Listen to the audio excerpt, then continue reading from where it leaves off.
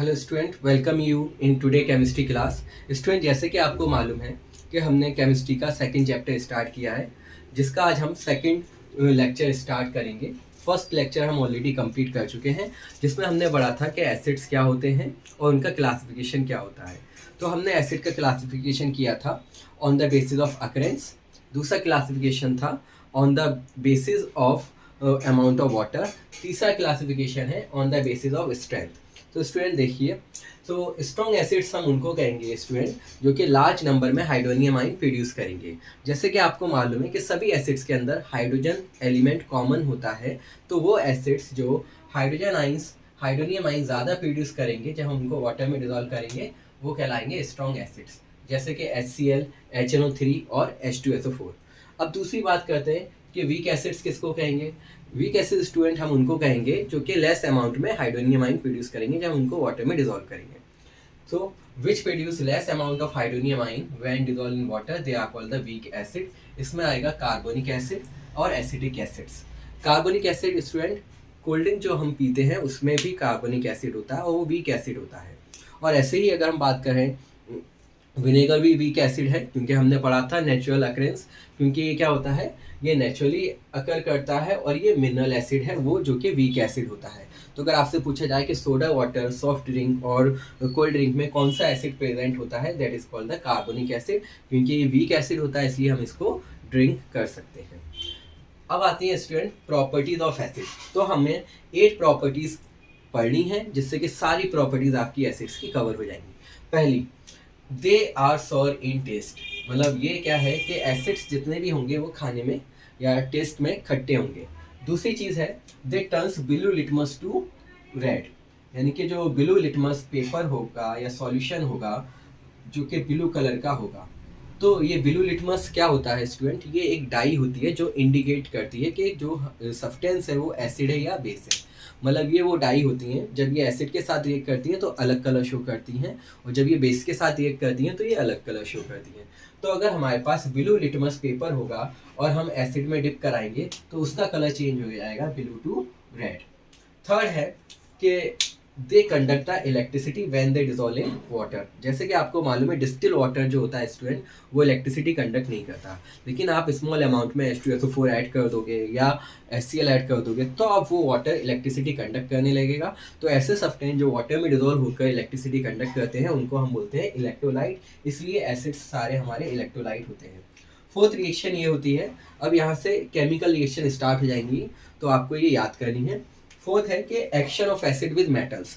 तो जो भी मेटल्स होंगे, मेटल्स हमने रिएक्टिविटी सीरीज पढ़ी थी स्टूडेंट चैप्टर 1 में, अगर आपने नहीं देखी है तो आप उसको देख सकते हो वीडियो में जाकर, प्ले लिस्ट में जाकर रिएक्टिविटी सीरीज। तो इसमें जो भी मेटल्स होंगे हाइड्रोजन से ऊपर, यानी कि ये करण, नेक, कार, मांगी, ऑल्टो, जैन, फरारी, सुनो, प्रभु, हमारी, तो यहाँ पर ये हाइड्रोजन है।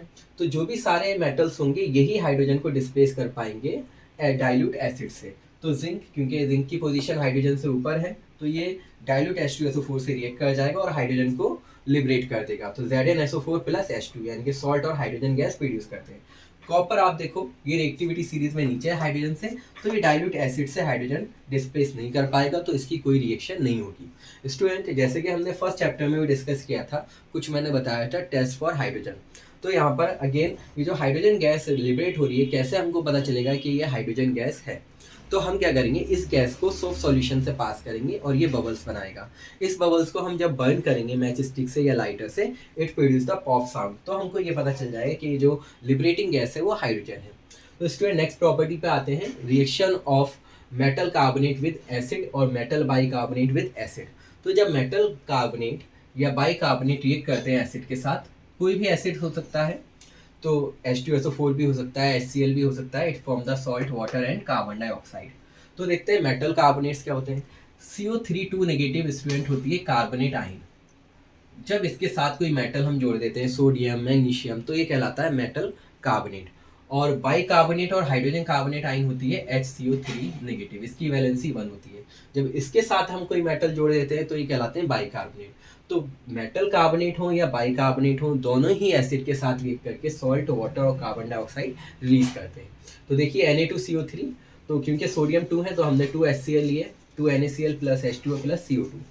और अगर हम NaHCO3 लेंगे तो यहाँ पर सोडियम 1 है तो हम 1HCl लेंगे, इट फॉर्म NaCl प्लस ये जो एक हाइड्रोजन है ये दूसरा हाइड्रोजन और एक ऑक्सीजन H2O बनाएंगे और यहाँ पर CO3 की जगह रह जाएगा CO2 और ये गैस लिबरेट हो जाएगी। अब टेस्ट फॉर कार्बन डाइऑक्साइड कैसे हम पता करेंगे कि ये गैस हाइड्रोजन थी या कार्बन डाइऑक्साइड थी?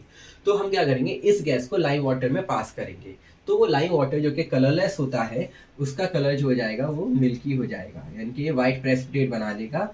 क्यों बना लेगा? Due to the formation of calcium carbonate.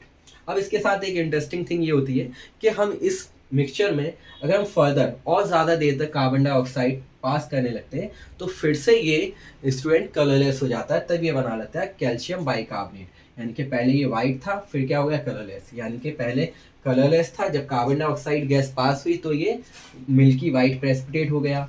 Further और ज़्यादा कार्बन डाइऑक्साइड पास की तो ये फिर से जो वाइट प्रेसिपिटेट था वो डिजोल्व हो जाएगा और it form the again colourless solution. तो ये था test for carbon dioxide. Next property करते हैं सिक्स्थ, एसिड की बेस के साथ रिएक्शन। तो स्टूडेंट जब एसिड बेस के साथ रिएक्ट करते हैं तो ये न्यूट्रलाइज करते हैं एक दूसरे को, it form the salt and water. जैसे कि HCl स्ट्रॉन्ग एसिड है, NaOH स्ट्रॉन्ग बेस है, it form the salt and water and this reaction is called the neutralisation reaction. Next है मेटल ऑक्साइड। आप कोई भी मेटल ऑक्साइड ले सकते हो जैसे कि MgO है या CuO है। तो आप क्या करो, मेटल ऑक्साइड की एसिड के साथ रिएक्ट करोगे, it form the salt CuCl2 plus water H2O। अगर हम MgO ले लेते तो it form the MgCl2 plus H2O।